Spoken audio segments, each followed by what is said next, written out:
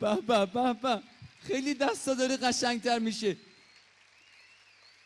آقا من بازم موسیقی اجرا میکنم، منتها این دفعه شما به من بگید سنتی بخونم یا پاپ؟ سنتی با فالوده باشه یا آبلیمو فقط بزن؟ آبلیمو بیشتر دوست داری؟ نه آخه ببین آقا، بریم بحث ورزشی رو اول را بندازیم. من ببینم اینجا استقلالیاش یه دست بزن ببینم چند نفرن. ماشاءالله. حالا پرسپولیسیاش دست بزنن.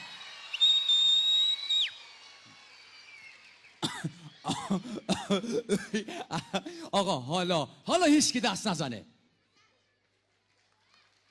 40-50 نفرم هیچکی داریم حسین، اینجا چقدر باحاله. آقا بحث فوتبال ما در مورد استقلال و پرسپولیس نیست، نه قرمز نه آبی، فقط سبز هزاری.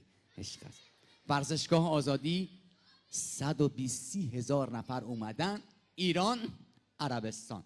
جام جهانی مقدماتی، جام جهانی 6 سال قبل آقا و خانومی عصر جمعه نشستن پای تلویزیون با سلیقه های متفاوت. خانم خونه اصلا به فوتبال علاقه‌مند نیست، آقا جونش در میره واسه فوتبال.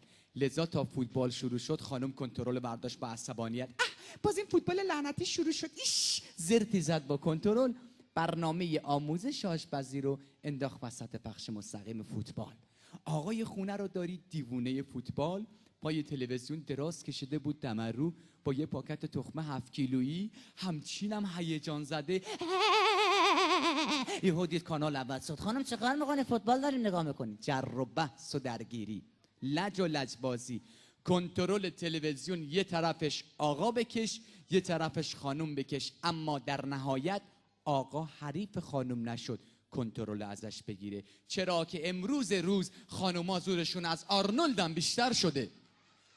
از خودتون پذیرایی کنی خواهرا. آقایون هم شدن مرد عنکبوتی. تفلکی. خلاصه آقا شکست خورد، نشست با تلویزیون. آخر رو خود تلویزیونم میشه کانال عوض کرد. با انگوش فرتی زد فوتبال. خانوم با من لج میکنی؟ زرتی زد با کنترل آشپزی. اون فرتی میزد فوتبال، زرت و فرت تلویزیون رو در آوردن. به نام خدا، با سلام حضور شما بینندگان عزیز. اینجا ورزشگاه آزادی بیشتر از 100,000 نفر آمدن و تیم ملی جمهوری اسلامی ایران رو یک پارچه تشویق میکنن. هیاهوی عجیب در ورزشگاه به راه افتاده و کماکان موج مکزیکی ادامه داره.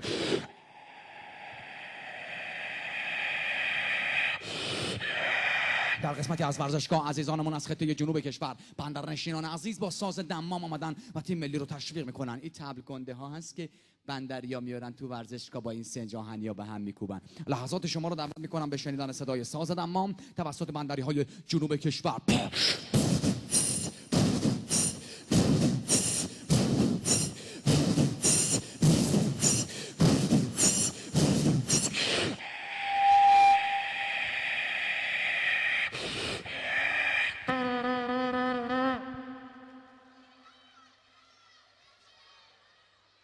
ورزشگاه ناگهان خالی از جمعیت شد. 100,000 نفر یهو رفتن.